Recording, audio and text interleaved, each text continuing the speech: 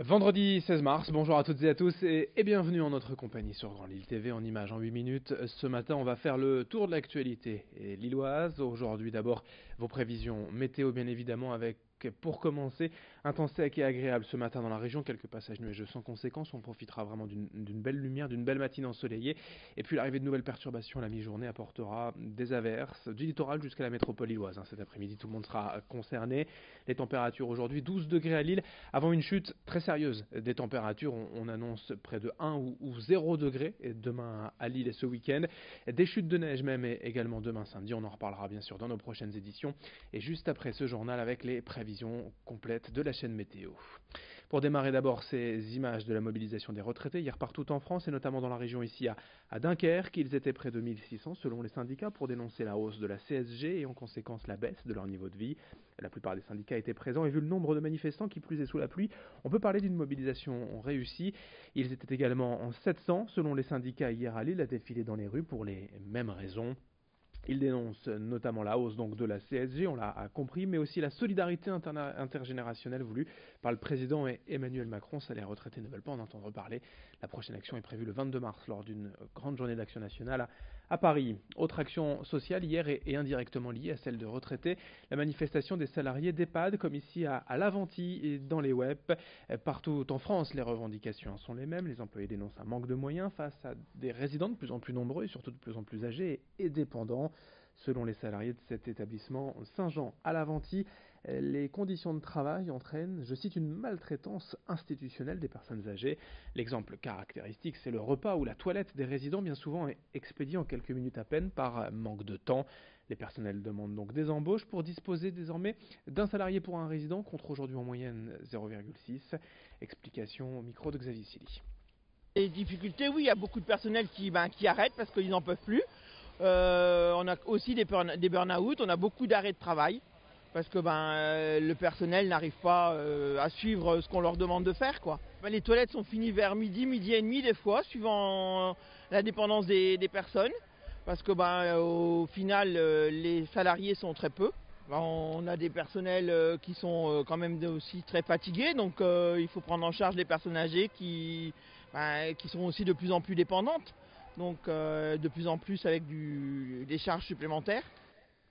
En réponse, la ministre de la Santé Agnès Buzyn a annoncé récemment une enveloppe de 50 millions d'euros pour les établissements en difficulté. Elle se rendra mardi aux assises des EHPAD et doit annoncer fin mars de nouvelles mesures quant à l'accompagnement du vieillissement. Pour finir au chapitre social, l'annonce des syndicats de cheminots contre la réforme de la SNCF. Dès le 3 avril prochain jusqu'au 28 juin, les salariés sont appelés à faire grève 2 jours sur 5 chaque semaine.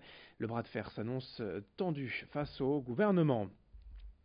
Et dans cette édition également, on va évoquer la réouverture dans quelques jours des espaces naturels de l'île métropole.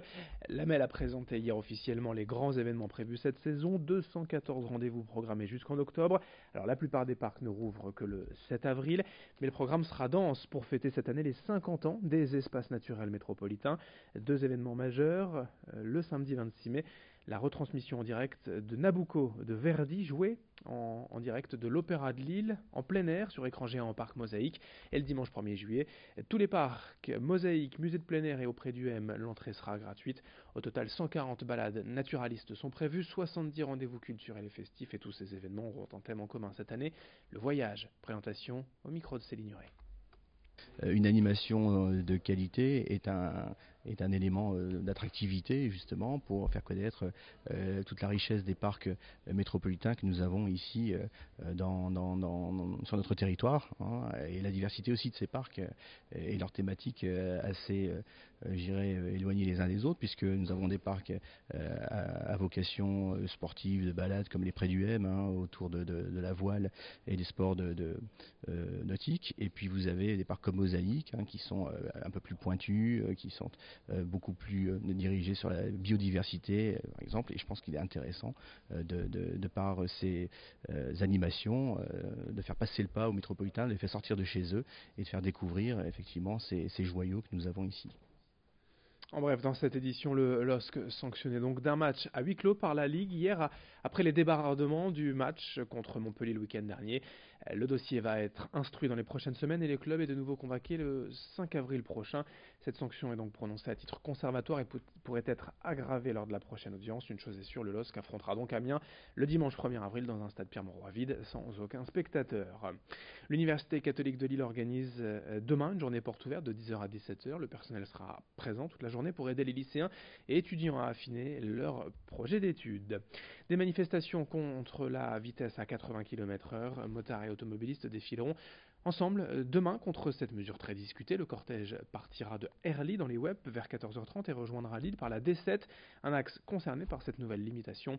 Les manifestants termineront ensuite à pied dans le centre de Lille vers la préfecture où ils seront reçus vers 17h.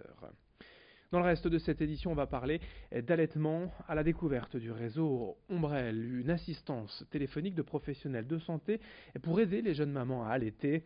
Médecins ou sages-femmes sont là par téléphone tous les jours pour convaincre des bienfaits du lait maternel et aider malgré les difficultés que peuvent rencontrer les femmes une fois rentrées à la maison.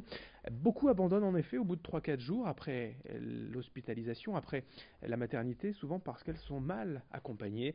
Le réseau propose donc une assistance téléphonique pour les aider à trouver des solutions à leurs problèmes, des conseils, des petites astuces, un soutien psychologique. Explication au micro de Céline Huret.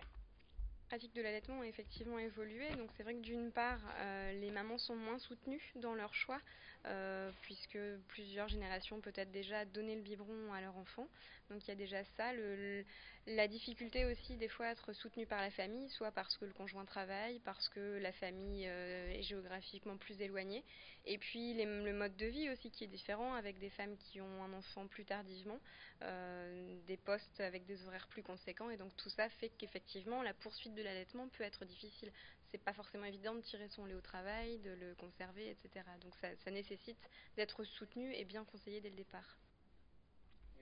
Alors pour terminer ce journal, on va évoquer le programme sport de ce week-end. D'abord en football, vous le savez certainement, le LOSC affronte Monaco, deuxième du championnat, ce soir en déplacement à 20h45.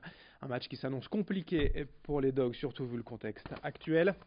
En basket, chez les femmes, le SBVA se déplace à Mondeville demain soir à 20h, alors que les garçons du LMBC en Pro B jouent à Fos-sur-Mer ce soir 20h. Et puis ce soir également, le TLM Tourcoing se déplace à Paris, c'est en volleyball en Liga.